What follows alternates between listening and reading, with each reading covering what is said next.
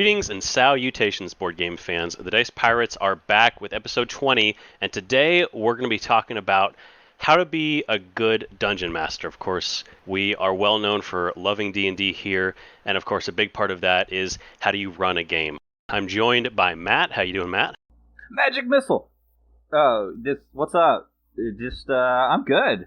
I'm so pumped to play D&D. I've got my wizard robe on. I got my authentic D&D cartoon from the 80s Archmage robe on, and I shaved my head, and I'm ready to talk about D&D.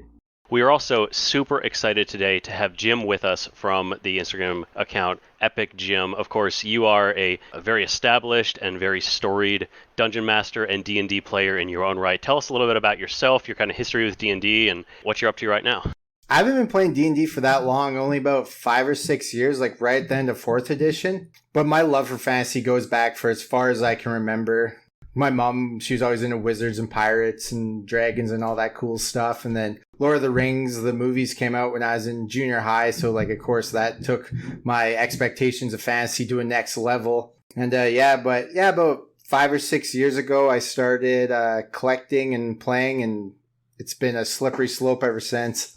You got bit by the D&D bug hard, and your collection of memorabilia and stuff is really impressive. If you follow Jim on Instagram, you've probably seen pictures and updates from his Fungeon, his epic game room. And we're looking at him now in video chat with a giant beholder looming over his head. Tell us a little bit I was curious about just the process of building up your game space. How did you get started making this awesome kind of dedicated gaming room in your house?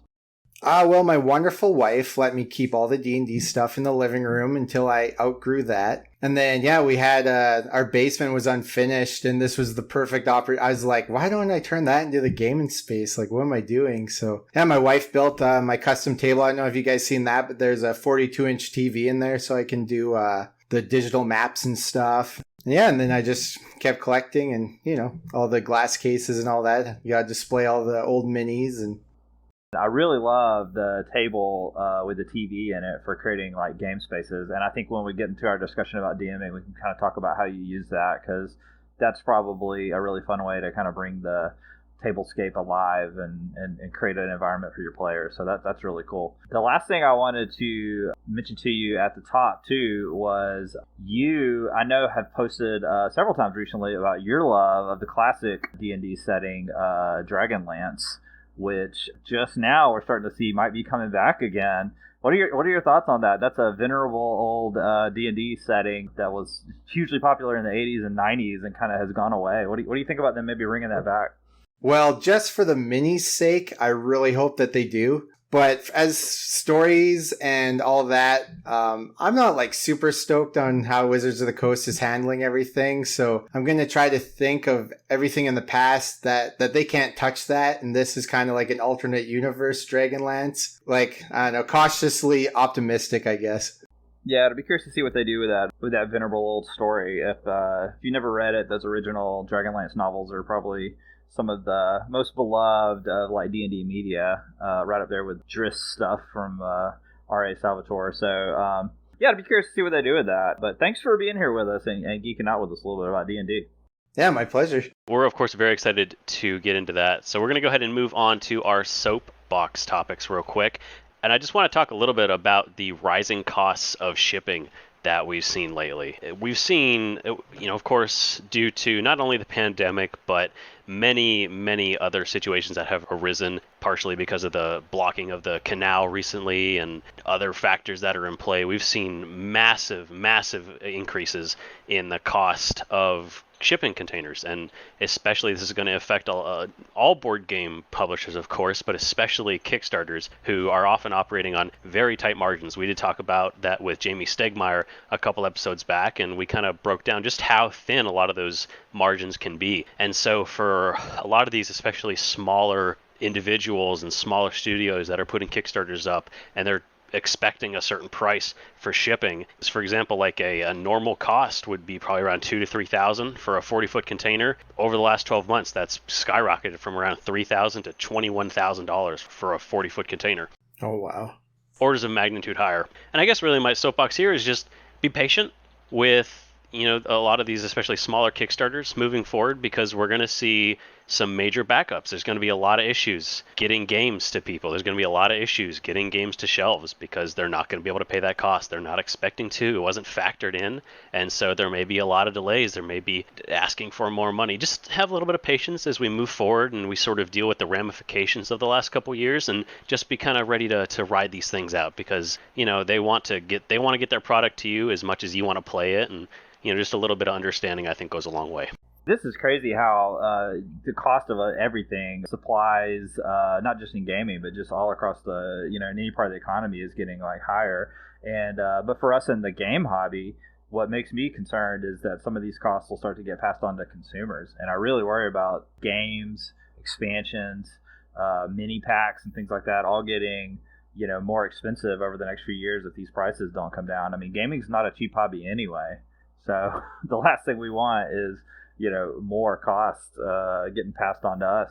Yeah, it's going to be very interesting to see for sure. But of course, I just wanted to bring that up briefly. Matt, I know you have a soapbox topic for us as well that's also a little more D&D related. So several episodes back, I talked a little bit about a tabletop game book that I had picked up around Christmas called MÖRK BORG. If you're looking for it online, it looks like MÖRK BORG, MÖRKBORG.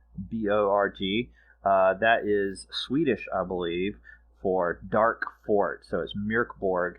And it is a tremendous little role-playing book and system that is in the old school revival tradition. If you're not familiar with that, the OSR scene is this kind of growing space where people are trying to capture the feel of 70s and 80s era tabletop games that were a little bit more streamlined in their rules, a little less emphasis on story and more on just pure dungeon crawling and action, and a little bit grittier often in their world building and presentation. And MÖRK BORG is the current system that is really kind of setting the whole OSR scene on fire. And it has won a ton of awards for its art and design and its rule set. I talked about it briefly back when I got the book around Christmas time, but it took, the better part of a year for me to actually get a group together, in particular because this was a game that I really wanted to play face-to-face. So I was waiting until vaccines and sort of a return to normalcy, which, fingers crossed, will stay around. But was able to get a group together about a month ago, and we finally sat down to play the game, and it totally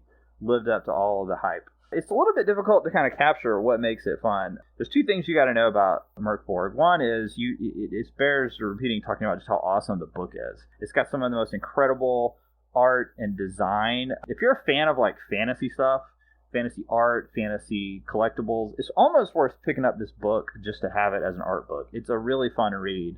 And the way it sketches out this strange and dark world in very broad strokes, but enough to kind of get you excited, is really masterfully done. The setting is a kind of bleak medieval world that's somewhere between Dark Souls and Nightmare Before Christmas. This kind of twisted world that is fantastical, but also a dying world. A heavy part of the game is this idea that the world is ending. And in fact, one of the really clever mechanics is that the DM or the game master in each session will roll a die to see how close it is to the end of the world. And if you roll a certain combination of die, it's just the campaign's just over. The world has ended. So there's a real sense of impending doom. The game itself is just a remarkably simplified version of D&D. Everything runs off of just simple D20 rolls with very few modifiers. It takes 10 minutes to roll up a character and get to playing. And a huge portion of the game is left up to the DM to kind of interpret and to freestyle. And that's what really sets it apart from traditional Dungeons & Dragons, is it's more freeform and improvisational between you and the players. So even though it's a really simple system to learn and play, I actually think it's probably, ironically, better reserved for more experienced role players.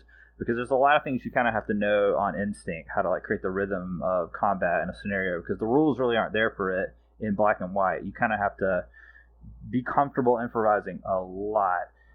Jim, I'm curious. I know you play a lot of tabletop stuff. Have you heard about MÖRK BORG? Do you have any thoughts about it?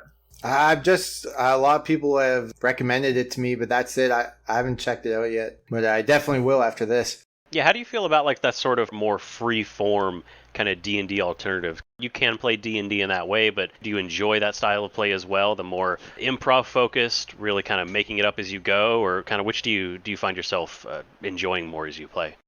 Oh yeah, I love that. That's my jam. I love when it's when you don't know what's behind that next door. You don't know what they're gonna do next, right? Because then it's more of a table, like the whole tabletop experience, with everyone collaborative storytelling, than just like a dungeon master running a couple people through a dungeon or whatever, right?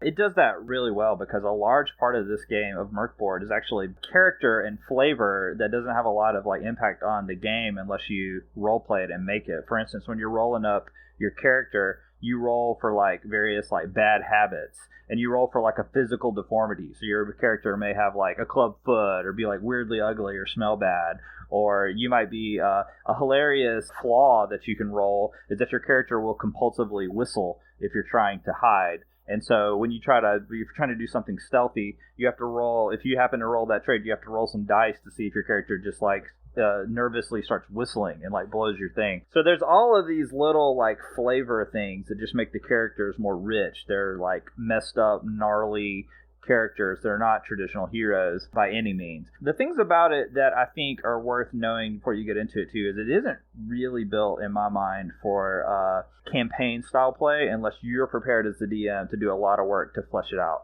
The book itself is really short by role playing manual standards. And as a result, there isn't a lot of content there for like scenarios beyond just like an introductory dungeon. And there isn't a lot of detail about the setting other than just like names of cities and short descriptions. There's a lot of flavor there, but there's not a lot of substance. So if your characters are going to want to do a lot of adventuring in this world, you're going to have to do a lot of writing, do a lot of freestyling to kind of make it work.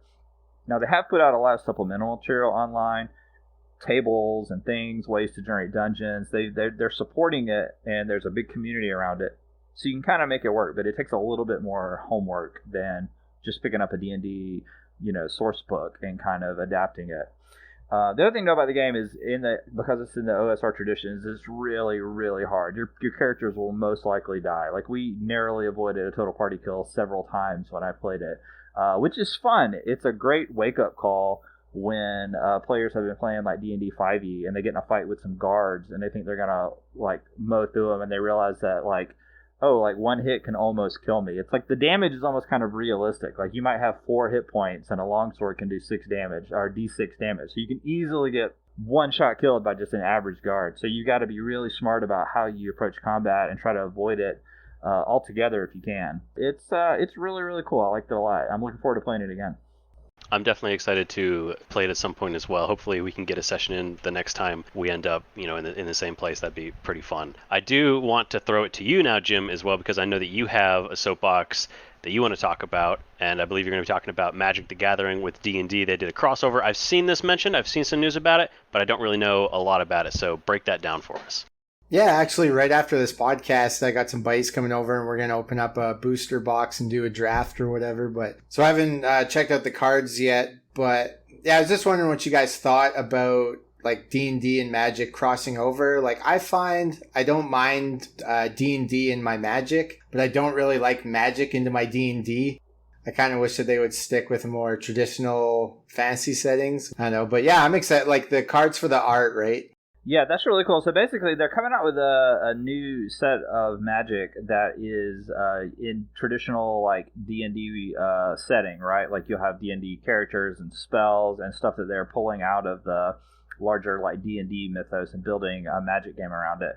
What we haven't seen as much is it, like you said, coming the other way, building campaigns set in the kind of weird world of Magic.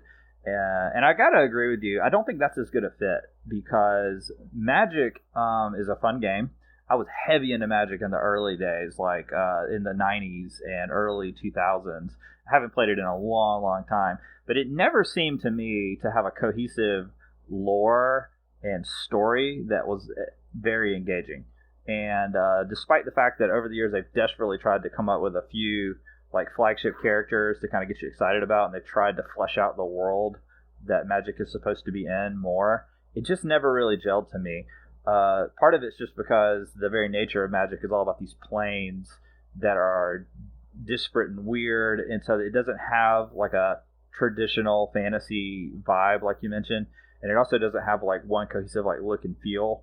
It just never really has held together, so I couldn't imagine playing a campaign of D&D in the Magic the Gathering like setting. That just doesn't even feel very interesting to me at all. And they have 3 books now, I believe, from Magic settings in D&D. That's quite interesting. I guess I'm curious as to like how that crossover, is it something that they're trying to incorporate long term? Like, is this sort of they're doing it now, but it won't be a consistent thing, or is this going to be kind of more of the approach that they're going to be taking moving forward? It's really like, I think what we're seeing is they're really trying to unify their product base a little bit more. You got to remember, for a long time, there was a period of time there when Magic the Gathering was the moneymaker by far over D&D for Wizards of the Coast. In fact, Wizards of the Coast bought D&D from TSR, I don't even remember, sometime in the early 2000s.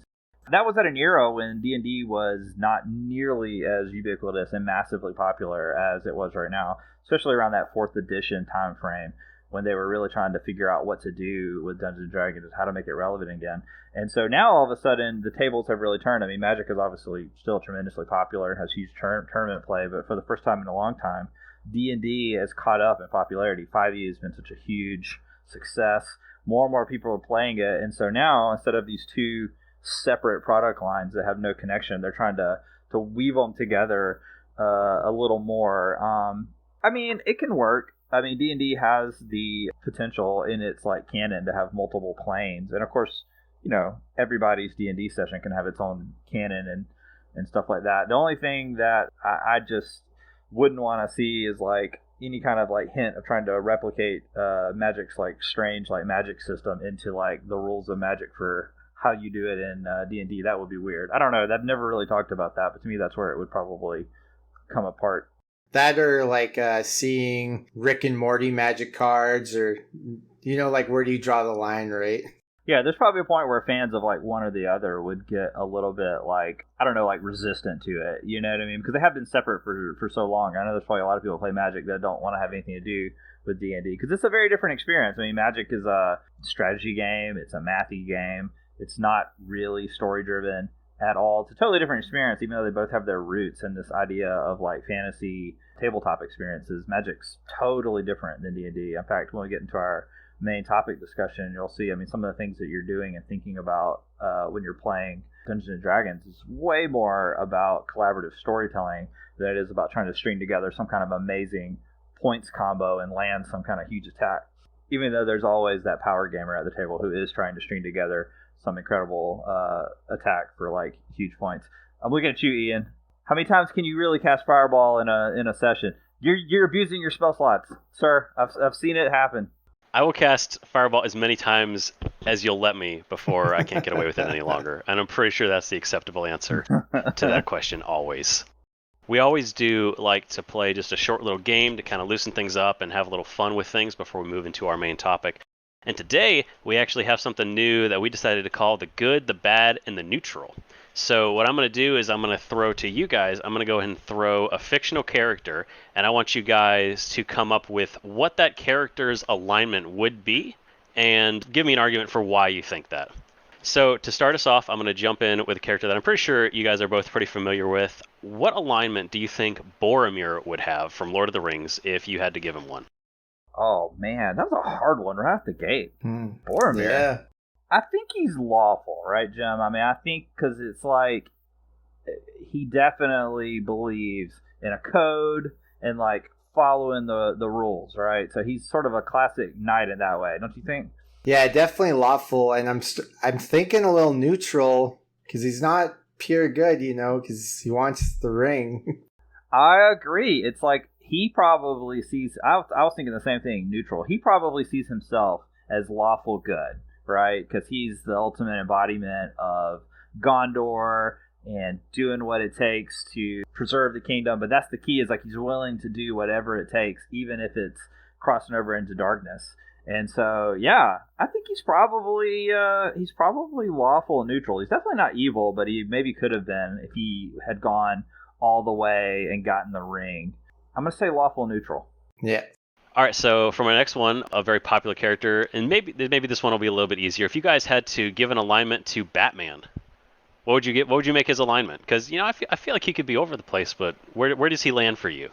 I'd say lawful good. He won't kill. Lawful good. That's interesting. Because I actually went chaotic right away. I think he's chaotic good.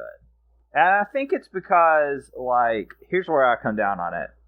When I like try to explain like chaotic and lawful to people. So like a lawful character is gonna almost always follow the rules of the society or like structure that they're in. But a chaotic character will break the rules if it means getting towards like their definition of like good or evil. So Superman to me is lawful good, right? Because he's always in line with like the government. You see him all the time like supporting the institutions. But Batman will straight up punch a cop. Batman will punch a cop all day if he's like in between him and like his objective. So I think Batman's chaotic. Yeah, I'd say the comics Batman is chaotic good, and then the movie Batman is probably lawful good. Seems kind of how they do that. I want to go ahead and give you guys one more, just to kind of fun at the very end. If you guys had to give an alignment to Jack Sparrow of the Pirates of the Caribbean movies, what would his alignment be? Oh, that's a hard one, man. What is his alignment? Because I don't even. What is his goal really in those movies? Chaotic neutral. He's just about himself, and he doesn't care what happens to anybody except himself. That's so true. That is sort of the classic chaotic neutral, right? Because he's definitely not lawful. There's never a point in the movie where he feels compelled to like follow the rules, to do what anybody says. But he's not evil. He's he never actually. He's not intentionally trying to harm anybody, but he's out for his own self-interest, whatever it is. So he's definitely chaotic neutral. And he's not pure neutral, even though I think pure neutral is a problematic alignment that doesn't actually exist. Hot take. But I think, yeah, I'm on board with that. Jack Sparrow, chaotic neutral. It's a pretty good place to land, I think. We are going to go ahead and move on to our main discussion now. We're going to be talking about how to be a dungeon master and all things D&D. We're going to go ahead and get to that in just a minute, and we'll be right back. All right, and welcome back to the Dice Pirates, and we're going to go ahead and dive into our main topic for today, which is how to become a dungeon master. This is a topic that has been on my mind since a few months ago when we did our intro to D&D, because running the game, being the game master, the dungeon master, is such a unique part of the tabletop role-playing experience. It's something that really separates tabletop role-playing from other types of tabletop gaming activities, because there's one player around the table who has this incredibly unique role that's a hybrid of a referee, a storyteller, the AI powering the enemies and traps, and you have to juggle a lot of different things. And I think because of that, becoming the dungeon master is something that I think is can be a little intimidating. It can be a role that nobody really wants to take on. But if you want to get into the hobby with you and your friends, somebody's got to be willing to put on the Dungeon Master hat, which is an official hat licensed by Wizards of the Coast. If no one's willing to take on that role, then nobody's ever going to play. So I thought it'd be fun to do a whole episode where we kind of destigmatize some of the challenges of it and get you ready to run your very first game. And so to do that, we wanted to bring in another experienced D&D player. That is EpicJim from Instagram, who has a solid following in the D&D community. Jim sent us a few tips and pointers to kind of get us going. I want to kind of start the discussion, though, by saying, Jim, tell us about getting started and running your first game as a DM. What was that like?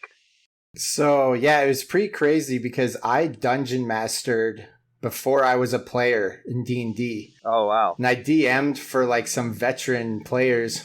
So yeah, I watched some Critical Role and I was watching it and I was like, man, this is amazing. And then Matt Mercer gave me the confidence and I was like, I could do that, right? So of course, I over prepped so much. Yeah. If that's the biggest thing, don't over prep.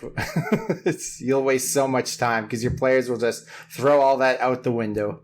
That's sort of the classic mistake that a lot of people make, and we can dig into that a little more, but I'm curious, that's kind of the reverse experience. Most people will play at least get a couple of games under their belt before they dive in. Was dungeon mastering running the game, but did that just have a special appeal to you that you wanted to do that first? Oh yeah, like world building. Like I love drawing maps or thinking of encounters or thinking of ways how to surprise my players and stuff. So yeah, no, it was. I just wanted to DM, but I love being a player too. So I am curious because you said you jumped right into dungeon mastering and obviously you watched some Critical Role, but what all was your preparation for being in the dungeon master role? Not so much the session itself, but what was your process to really step into the dungeon master role? I read a little bit of the DMG, a little bit of the player's handbook. Mostly I was just worried about like story, and like I said, I over prepped, way over prepped. I was making lore on every statue and bush and twig in the entire place. And I was just for rules and stuff, I wanted to lean on the like more experienced players. So I was hoping that they could like jump in, and if I was, really screwing something up, they could be like, "Oh, well, it goes this way," or You don't have to know the rules like the back of your hand as much as you might think, and that's kind of a misconception. I mean, D&D has a lot of rules. Any game that's trying to simulate essentially all aspects of the physical world, movement and weather and combat and how long somebody needs to sleep and whether or not elves even sleep and all these different minute things. It can be overwhelming to think of, oh gosh, I got to hold all this in my head. They actually don't, because one, if you don't know and nobody around the table knows, you can make a call. As long as you're consistent. And in fact, the rules, the Wizards of the Coast rules, actually encourage that. Rather than bog the game down and like flip it through an index, just make a call that everybody can live with and be consistent with it, and then you just keep the game moving. And the other thing, like you mentioned, is that more experienced players will rule-fully shoot, and they will keep you on track. They're not going to let you fudge that like opportunity attack or whatever. Like they know what they need to do with their rules. And then that session went really well, and everyone was laughing and having a good time, even though I screwed up a bunch. And then that's where I really realized I had to roll with the punches, because you can't just over prep, because your players are always going to do something that you don't expect. That's a viewpoint that I actually wasn't I didn't think about, and I was interested when you said that, because I personally have not ever been a dungeon master, and so this is really enlightening for me. And when you kind of talk about, like having to roll with the punches, do you ever sort of feel like the punching bag kind of in the middle of the table, like everyone's doing their thing and they're kind of coming after you? Does it feel like that, or do you feel like more like you're getting to play? How does that actually feel? Maybe like a punching bag, but in a good way. Like I love not knowing, and it's just it really helps your improv skills, right? You always got to be thinking the next step, and roll charts. Those are huge for that. Always having something you can fall back on. 2 points I want to make. One is to the over prepping. That is the classic DM beginner mistake. And I did the same thing. I was interested in DMing because I love fantasy stories, and I write fantasy stories on the side. So the first couple of times that we played D&D, and Ian is in my D&D group, I wrote out like elaborate descriptions of places and things, and I had tons of narrative beats that like I wanted to get to, and backstories and characters, and it was going to be amazing. It was going to be the most powerful fantasy story that's yet been told. And almost immediately, the people, the players are like, what's down that hallway? And you're like, I don't know, a bathroom? Let's go to the bathroom. What do you want to do in the bathroom? Do a wisdom check on the toilet. And now you're just like making stuff up. And next thing you know, you're in the Mushroom Kingdom fighting, in the sewers. And then none of that was, and everything you wrote, you got to ball up and throw away. And so really quickly I realized that like, okay, when I prep for a session, I will literally grab a piece of paper and I'll write down maybe like 3 possible things that could happen if they trigger it. Like, this character has a side quest, they might go here. This character might show up and introduce this or this, and it's very loose. And then I'll just keep that beside me while we're playing. And if the opportunity is right, I'll introduce one of those story beats that are sort of original. And otherwise, just let the players guide the story. Where do you guys want to go today? Is kind of my philosophy. I found too with the side quests, I quit giving them to NPCs. I just have side quests now, and then I wait for them to talk to any NPC. Then that's the NPC that has the side quest. Because they would always skirt the ones that I wanted them to talk to. Yeah. So if you use the D&D source book, oftentimes when you enter a location, there'll be an introduction for you as the DM that says something like, things that people in this town know. or like rumors that people in this area know, and there'll be a long list of potential like story beats, like somebody heard rumors of an orc over here in the hills, or like somebody's little Timmy fell into the well.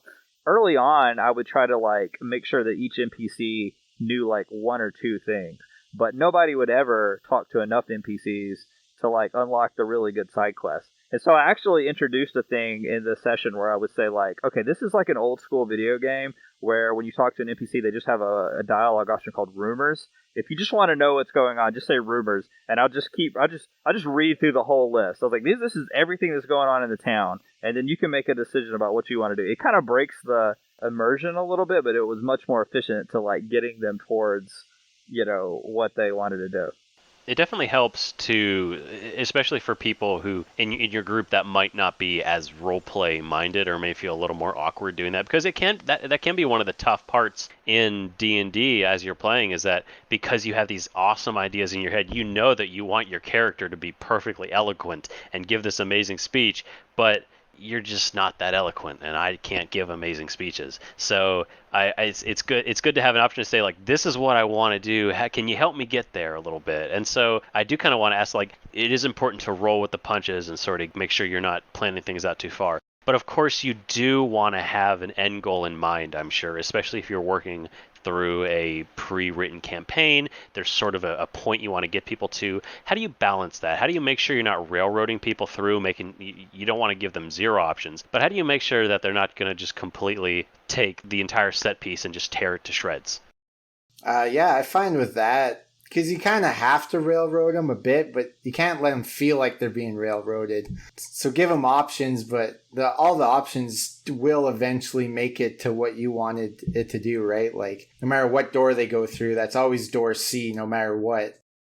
Yeah, there's a point where you have to like fudge the sense of choice like a little bit. You can say like, you could go to this town or you could go to this town, but in your mind as a DM, like whichever town they go to, they're gonna like run into this story beat because we just got to get it going. I also kind of use NPCs to kind of like gently nudge the players along. So after a major encounter or like a chapter, I guess for lack of a better word, in the story, I will oftentimes have I have a particular NPC that I know Ian knows is sort of my Deus Ex Machina character who will come swooping in and quickly debrief the characters on what's going on in the next part, and just kind of, it's always like they can do whatever they want, but I want to make sure they kind of know that like, okay, well, but the dragon's here, and you probably should go deal with that or whatever. So sometimes I use NPCs as kind of a way to subtly or not subtly kind of goad players, but I really do try not to railroad, because to me, the fun of being the DM, and this is sort of an interesting thing to think about, is like, why do people want to DM? Like, in theory, it would be more fun to play than like run the game. But to me, the fun of it is really juggling all these plates of story and combat, and then being constantly surprised by the choices that the players make. I'm fine, really, if the story doesn't go where I thought it was going to go, because that collaborative storytelling is what makes it so exciting. Oh, for sure. I mean, at some point, we got to go confront Sauron or whatever. We've got to go do the thing. And loot. Loot's a big one. If you need them to go somewhere, there's loot in that direction, and they'll go. They'll follow. Yeah, I heard rumors of treasure. So I guess I'd like to, before we move on to kind of talk more about like diving into like the nitty gritty of the game, I guess I'd like to get sort of a distillation of if you were to give advice to somebody who's just jumping in to be a dungeon master, what should they have? I know you mentioned roll charts, like something to have to your side. What are like the materials that if I was going to sit down and I was going to be a dungeon master for the first time, what should I make sure that I have on hand? The core 3 books, like Dungeon Master's Guide, Player's Handbook, and the Monster Manual.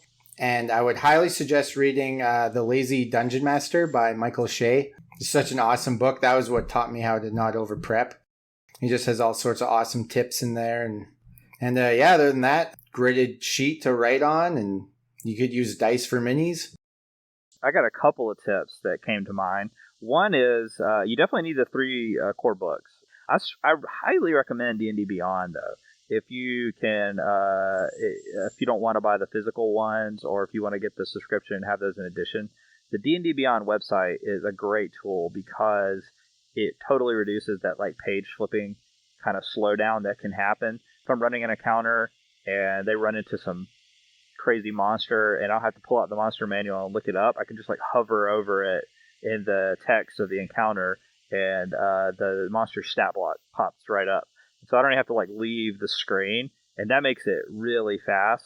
That is, to me, one of the only times I really get flustered when I'm playing. I can feel myself sweating and getting like a little nervous is when I can't find something in the paper book. There's always some like obscure thing that's not in a logical place in the book, and I'm like sweating. But the D&D Beyond makes it easier to find it. The other thing that I would think about, and this is something that if until you DM you don't really think about, is you need to come up with like a personal system for how you're going to run encounters that sort of keeps track of like all the information and initiative that makes sense. If you're not going to use an app that manages encounters for you, there actually are a number of them. I just use paper for that, but I had to come up with my own system for like how I track everybody's health, make sure you're keeping track of everybody's initiative. The only time it gets a little bit sweaty is when you have like big encounters with lots of monsters. So you kind of think through that, and everybody probably has to come up with sort of their own system for that. But running encounters can be one of the trickiest like parts of it. Oh, and with that, Matt, I just wanted to say, you're saying you're worried about when you can't find something. Yeah. If you ever need to waste time as a dungeon master, just put a 3-handled door anywhere that's locked. There's a 3-handled door that's locked, and then meanwhile I'll be looking in this book. Yeah, it'll buy you at least 15 minutes. I'm gonna do that.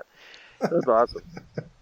That 100% sounds like something that would just flummox any group I was with. Ian would just cast Fireball on the door, though. That's the problem.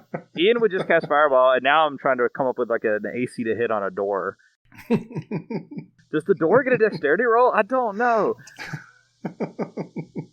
I am curious, actually, because there's, of course, a very big separation between the two ideas, and, of course, there's a mix, but you can either play with a very map-based, mini-focused idea of, this is my character, here's where I am in relation to these other characters, very focused on range limits. How big is the radius of something? Especially with a group that we play through the Tyranny of Dragons campaign. We're playing through Roll20, which is a fantastic system. We're taking ample use of the maps that are provided and a lot of the systems that come with that, so we really focus on the actual mechanics of play. Whereas with your campaign, Matt, we really take a more theater of the mind approach. It's a lot more loose. There is a rough idea of, you're this far away. This is kind of, where things are set up. But it's a lot less strict. Like, you can kind of fudge things a little more. I guess I'd love to hear from both of you. As a new DM approaching combat, what do you think is the better way to approach it? And just how do you approach combat in general? Because it can get a bit grindy and potentially take long. And how do you keep things straight for everybody? For mine, I like to do theater of the mind for everything except for combat. And a lot of my players, they're very min-max players, and they're very technical with their battles and stuff. So I find it's really good for everyone to see the battle grid and knowing exactly where everything is. And then, other than that, I usually try to just do theater of the mind, unless you're trying to really wow them with some new big mini that you bought that you want to show off. But this is a really interesting debate, and I think that it has a lot to do like with your knowing your group and what they want out of the experience, whether or not you need to use minis at all. 5e is sort of probably more than any Dungeons & Dragons edition that came before it, much more loose about the idea of whether or not you even need minis at all. It only kind of loosely, in the core rules, it only kind of loosely mentions them a couple of times. And because a lot of people are coming to D&D now from like listening to stuff like Critical Role and listening to podcasts, they might think that the predominant way to play it is theater of mind. But actually, traditionally, minis and playing with the grid has been a big part of the hobby. It came out of wargaming in the 1970s with like chainmail and stuff like that. So getting down and like measuring distances with a ruler and being very exacting about the cone of that spell is actually kind of in the roots of the game. And so whether or not your group really likes to get that minute about it is something that you kind of got to get a feel for. As Ian was saying, he and I play together in two different groups, one that I DM and one that he and I play in. The one that he and I play in, we definitely have more power like players in there that like combat, that like the combat rules. They really care about making sure they're maximizing like opportunity attacks and surprise attacks and things like that. So understanding exactly where the enemies are and how they're moving and the exact number of spaces that they can move, the enemies can move, and the range of attacks, all that becomes really important if you want it to feel a little bit more like a tactical war game. In fact, I mean, D&D's rules could almost be a tactical mini combat game if you wanted them to be.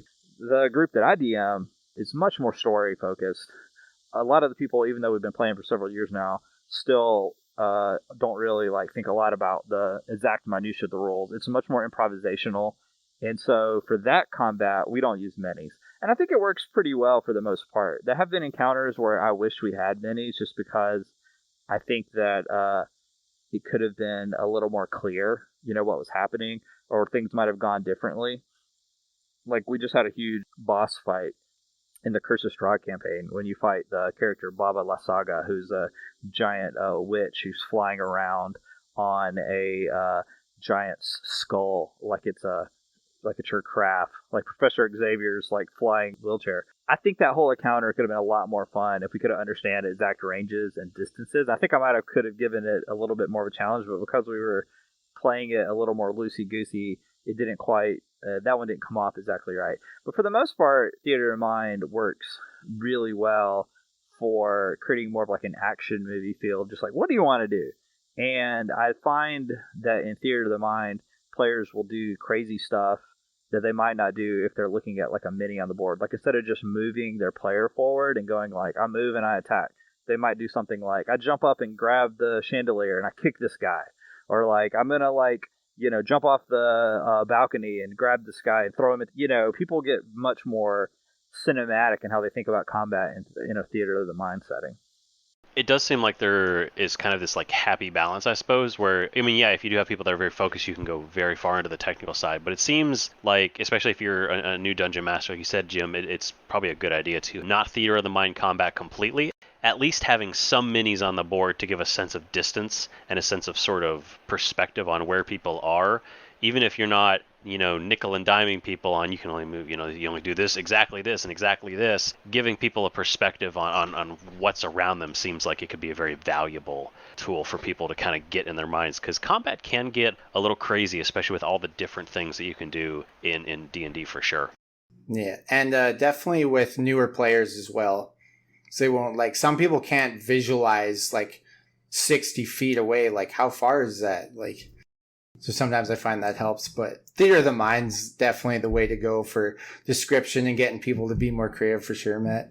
Yeah, I mean, a moment that like really sticks out to me that I don't think would have happened if we were playing with like minis in this particular combat is there was a time that we were doing this like the Night Hag encounter in the Curse of Strahd campaign, where you go to this old windmill, the old bone grinder mill. There's 3 Night Hags in there. That's a pretty crazy fight.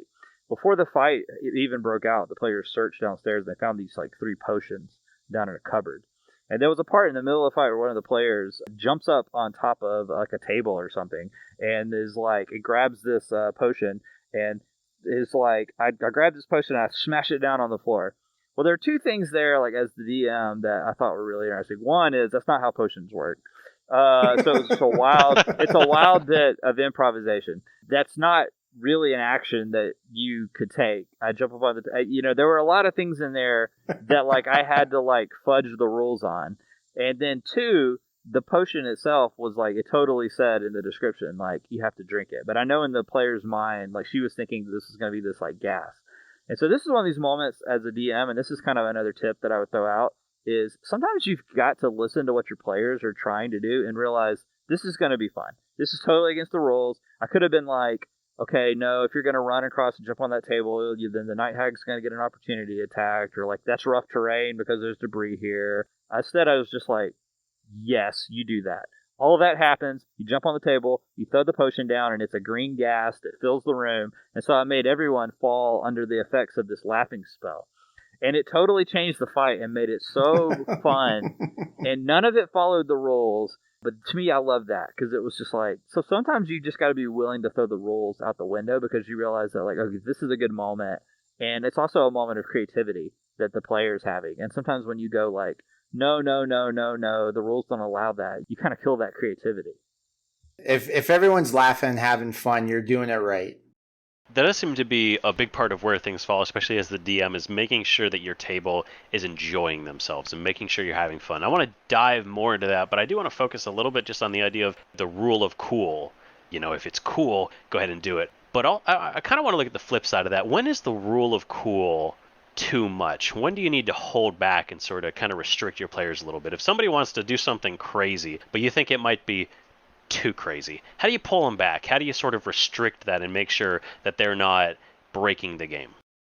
I find, yeah, once people start abusing it a bit, then you kind of got to rein them back a little. And there's usually players that do the opposite, right? And you kind of have to coax them into it a bit. I think you have to like decide like, okay, is what they're trying to do gonna take away like fun for somebody else?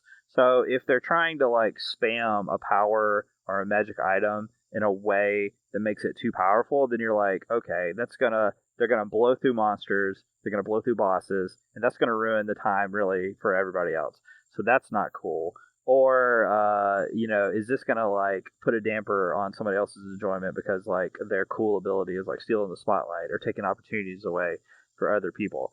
So those are the moments where I try to say yes to like everything unless I feel like it's gonna make the game less fun for the table. And there haven't been a lot of that. I was trying to think of like a specific example of that. I think there was an encounter that we ran where we were fighting some like zombies or maybe it was the scarecrows again, but it was some kind of enemy where it was like you could set them on fire and burn them. And so one of the players was just wanting to like run around with a torch and just light them on fire, which thematically, makes sense. They're made of dry twigs. But I was also like, yeah, but we want to have this fight. The way I handled that was I was like, yeah, you can try to light them on fire, but they're outside, they're wet. You've got to roll, and you got to roll pretty high to like light one. And so he was like really determined to try to like light this thing on fire and like spin a couple turns trying to make it work before he gave up. And so, but if he pulled it off, I would have basically let him kill one of the scarecrows just like outright. So I made it attainable but like difficult. And so that kind of managed it. And then he quickly like, okay, I'm done with that idea. And they just got back to doing more traditional combat stuff. So that was one way to handle that. Oh, for sure. I find, too, it's really important to always go through all your players and make sure that everyone's kind of the hero, One person's always like, I'm going to stab them. I'm going to do this. I'm going to do this. And then the quieter people ask them, like, well, what are you going to do while he's over there stabbing that? Or how do you want to contribute? That's a really important tip. And it's something that you have to develop a sense for as you run a few games, is realizing that, like, everybody wants that moment where the camera, like, pulls in on them in the story. And they want to, like, time slows down and the music swells and they have a cool hero moment. And so some players really go for it. Like, they're like, I kick open the door and I run in, and you're like, yeah. And then other players are a little bit more reserved around the table. And sometimes you have to set them up for something. Like, if you see that there's a great opportunity there for, like, the person who's playing the cleric and they're not really speaking up, you could be like, maybe prod them a little bit. Like, what if maybe your turn undead spell would be like really handy here, or like something like that. Other times you just ask them, like, what do you do? If somebody hasn't spoken up for a while, make sure you kind of ask them, hey, what's your character doing right now? I mean, that's a great question to kind of get them thinking creatively. As you're looking at your table, do you find it easy to sort of tell which people are not engaging as deeply? Or do you find yourself getting caught up sometimes and you missing that? Or is it fairly simple to tell, like, this person's not engaging quite as much as they could? They're making really simple moves on their turn. Is that easy for you to see? Is that easy for you to remedy? How do you approach that moment?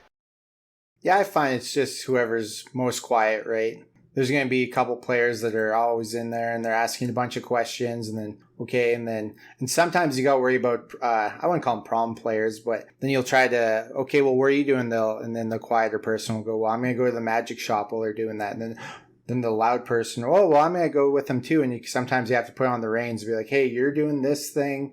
They're going to go do that. Sometimes separating the party can be a good thing because it gives that person a minute to shine on their own. That's a really good point, actually. Making sure that they kind of get a solo moment feels like a really good way to make sure that they get time to do their own thing without getting overshadowed. That's actually a really good point.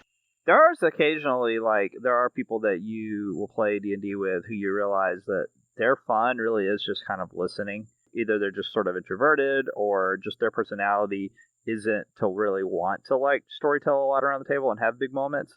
And that's okay too. I remember I've played with a big group and there was always a guy that was very, very quiet.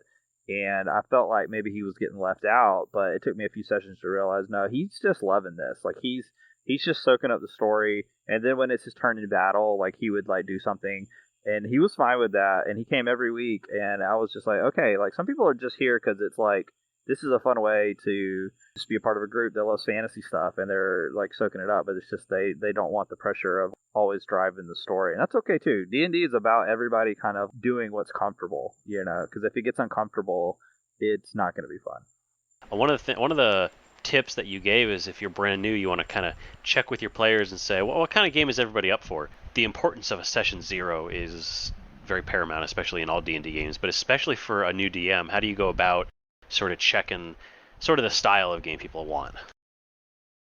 Yeah, I find just asking them if they want to do high fantasy, low fantasy. Do you want it to be more of an adventurous story where you're the hero the whole time, or more nitty gritty? You might get killed, some more MÖRK BORG kind of thing, or just ask them.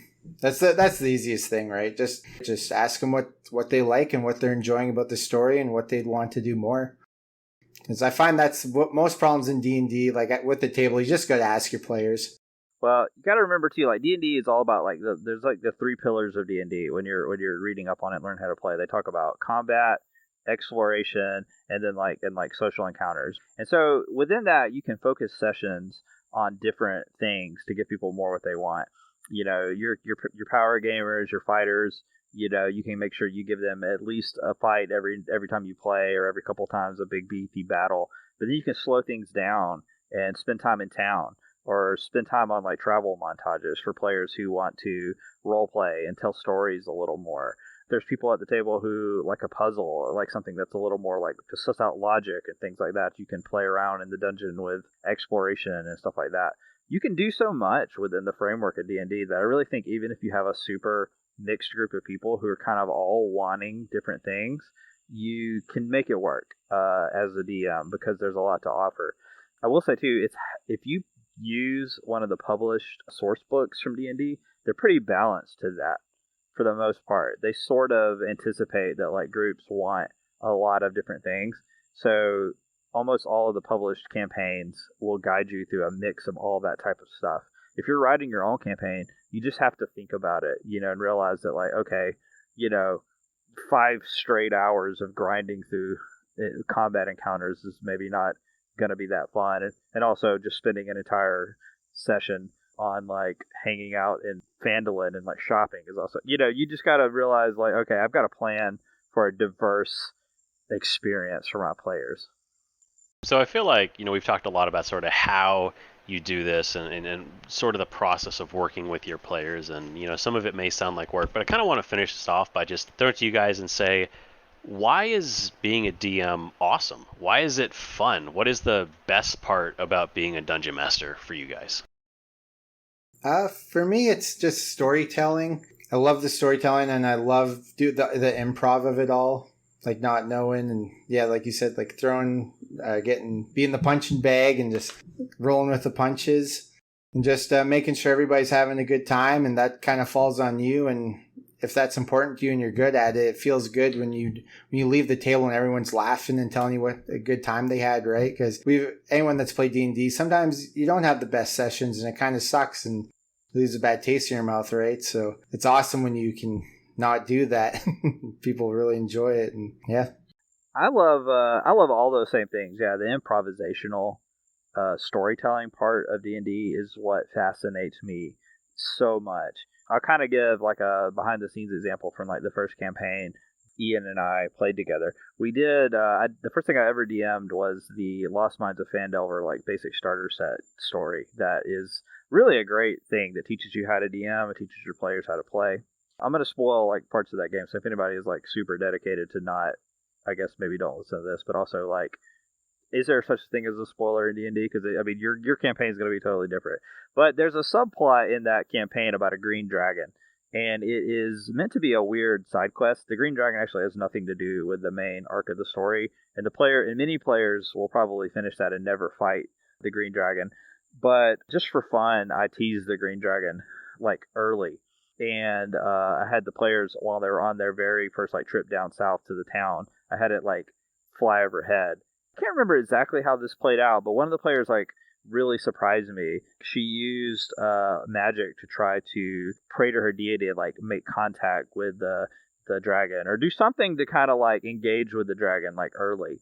And it really sparked my imagination, and I completely like rewrote the whole campaign to try to make the dragon the antagonist.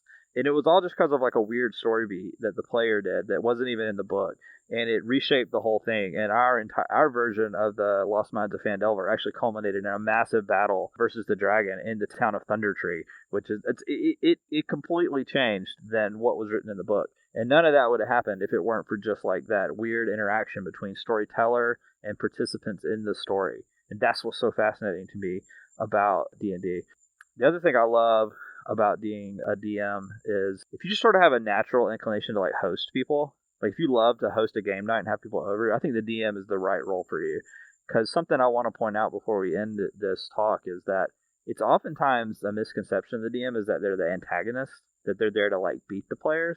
But actually, you're there to make sure they have an awesome time, and you're there to like root for them. And so, if your natural tendency is to like bring people over and make sure that they're like taken care of and everybody is having a good time, you probably would be a great DM. Yeah, that and I wanted to say too with your Lost Mines of Phandelver, like I played that as a player, and our group we ran into that green dragon, and I think it was Warlock used suggestion on it and told it to just fly north for the 4 hours or whatever that spell's good for, and it didn't do the wisdom save, so it took off. So the rest of that campaign, because we just played the box set or whatever, but it was that dragon hunting us down. It never did find us, but that's how it ended. And the DM kept rolling to see if it would find us while it was flying overhead, and it never got the rolls. So yeah, that's amazing. Every story is different, so yeah, no spoilers. Before we close out, I actually wanted to mention 2 resources for listeners that I think are really helpful as a DM. And I meant to say this at the top, and we were having such a good discussion, I didn't want to stop. But I highly recommend a YouTube channel by a guy named Matt Colville. He has a YouTube channel called Running the Game. And he has some incredibly awesome videos on how to be a DM that I listened to and watched these videos like obsessively in the weeks before my first game, and it helped a ton.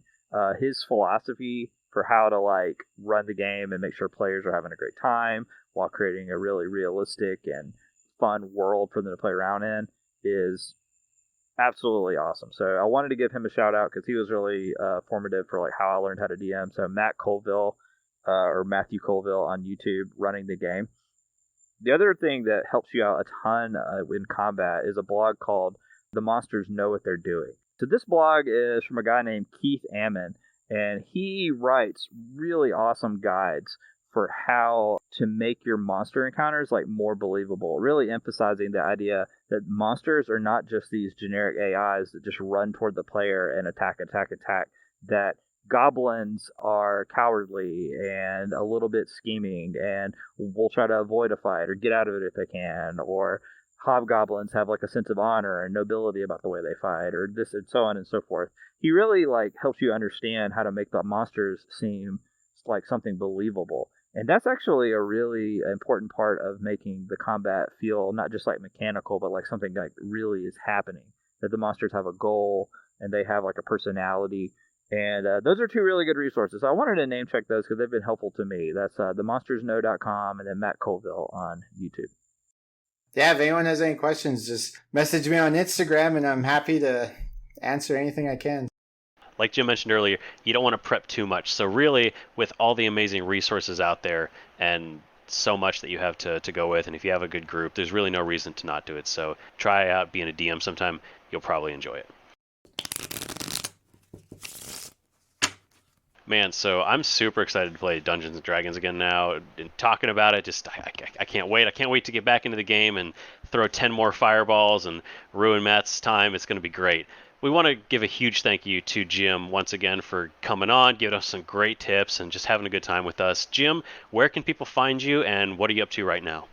Oh, thanks, guys. Yeah, it was an honor to be on, and yeah, you can find me on EpicJim on Instagram. And I'm all up to all sorts of stuff all the time, man, like minis and just mini painting and 3D printing and all that good stuff and collecting. I do it all, man. You do have some great mini painting for sure. I would definitely check his channel out, even just for that. Some amazing work there. Matt, if people want to get in touch with us, where can they do that? You can find us on Instagram as well at Dice Pirates. We're there all week, updating the world about our shenanigans around the tabletop. We don't just play D&D, we play lots of board games, card games, anything you can do around the table with friends. That's what we're into. So follow us on at Dice Pirates. Thanks to everyone who listens, as always. We really do appreciate you guys. If you enjoy listening, go ahead and subscribe, maybe leave us a review, or just reach out and let us know what you really enjoyed about the episode, what your favorite parts are. We're excited to bring you some more great episodes moving forward. We, of course, also launched our new news show, so check that out next week. It'll be coming out as well. So stay tuned for more great stuff. But until then, we'll be right here on the Dice Pirates.